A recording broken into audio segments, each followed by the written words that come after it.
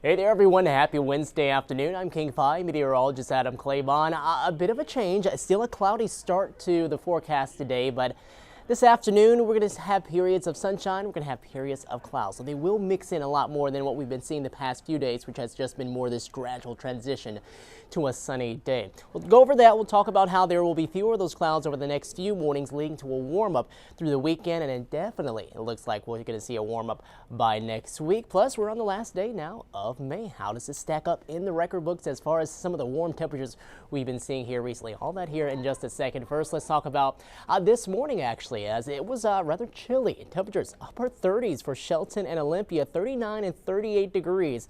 Most spots did drop down into the 40s here in King County, Seattle, Renton, down into the low 50s. Now, I did want to go over this. Yesterday, we saw those cooler temperatures in place, so that knocked us out of the top spot as far as the warmest May on record out at SeaTac Airport, and that number could continue to come down. So the average temperature, when we take all the temperatures, all your highs and your lows for the month, that sits at 61 degrees here for the month. Top spot, 61.2 back in 2018. Don't know if we're going to drop to that 60.5 or 60.4, but it is going to be, again, a cooler afternoon in comparison definitely to what we saw earlier into the month. So that number will drop from 61.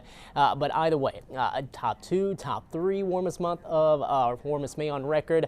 Definitely noteworthy here as we head on into the end of the month and get ready to start off the month of June. Skies right now in Everett, Payne Field actually beginning to clear on out. Nice to see some sunshine there. Out towards the coast, definitely going to be a lot more sunshine out that way, and that's really a trend we've been seeing here recently from the north coast down to the south coast. Plenty of sunshine, and trying to get the clouds to break apart there in Granite Falls, but still taking a little while before it does so. Temperatures 50s here along the west coast and 60s all the way down to Los Angeles, and that cooler air mass here across parts of the interior northwest. While you go farther east across the country, you got 70s, 80s, even some 90s over into those parts. Now, the air mass is fairly similar to what it was yesterday at this point, especially around parts of Puget Sound. A bit warmer up there around Everett, getting a little more sunshine. That's helping out. About a degree or two warmer or cooler depending on where you are, which keeps a lot of our temperatures right now in the 50s, some low 60s too, like around Olympia and down in Shelton. So the forecast today calls for those low 60s to be around for some of those afternoon highs. Again, more that mixture of sun and clouds, maybe just generally cloudier skies than anything not as we go later on to the day, but I think we get our fair amount of sunshine too to go along with that. Here's the radar picture, and you can definitely tell that there is more active weather across parts of the deep south down there into Texas and into more Florida. Also seeing some active weather here across more of the interior northwest into the Rockies, up into more of Idaho and Montana. The coast, we're still dry here. We still have more of that onshore flow, meaning we're going to keep that maritime air in place, especially once we head into the overnight hours. What is going to change, though, is we're going to start to see that wind coming in from more the southwest, which is going to help with our warm-up and also start to cut off a lot of that cloud coverage that develops here throughout the night. One thing before we go ahead in the forecast, I wanted to mention those fires down into Oregon. Well, not much of that smoke is going to be coming our way. Again, more onshore flow west to east is going to keep a lot of that smoke across the eastern side of the state and really more so into Idaho, Montana, and drag that up into Canada while we stay fairly clear and see a lot of those blue skies yet to come. We'll see what happens as we get later on into the week, though. So looking at future radar, here we go into the rest of the day.